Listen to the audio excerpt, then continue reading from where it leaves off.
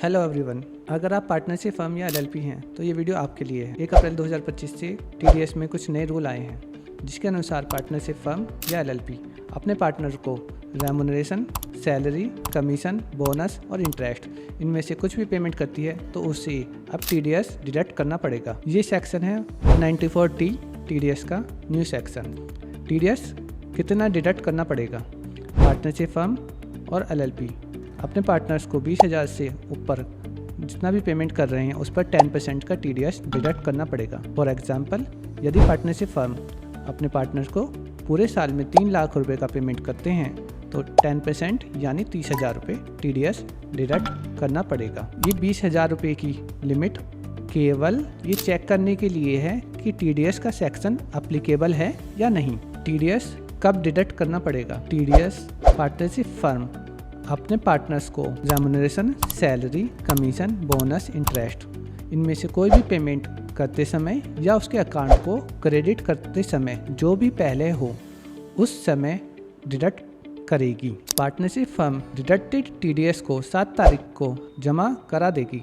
Suppose उन्होंने अप्रैल का TDS जो डिडक्ट किया था वो 7 मई को, इसी तरह से फॉलोइंग मंथ की 7 तारीख तक टीडीएस जमा करा देगी।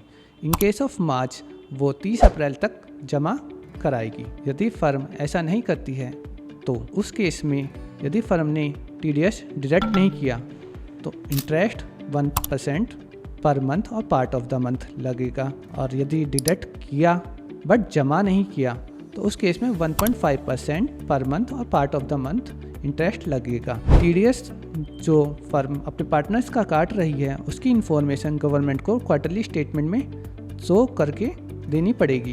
क्वार्टरली स्टेटमेंट यदि फर्म लेट सबमिट करती है तो 200 रुपये पर डे की पेनल्टी फर्म पर लग सकती है। सो आप अपनी टीडीएस की रिटर्न को टाइमली सबमिट करें।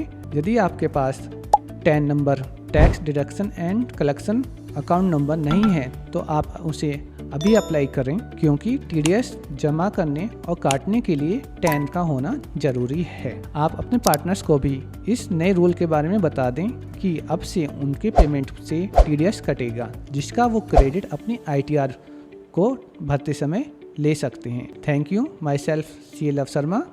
आपके कोई क्वेरी हो तो मुझे कमेंट में लिखें।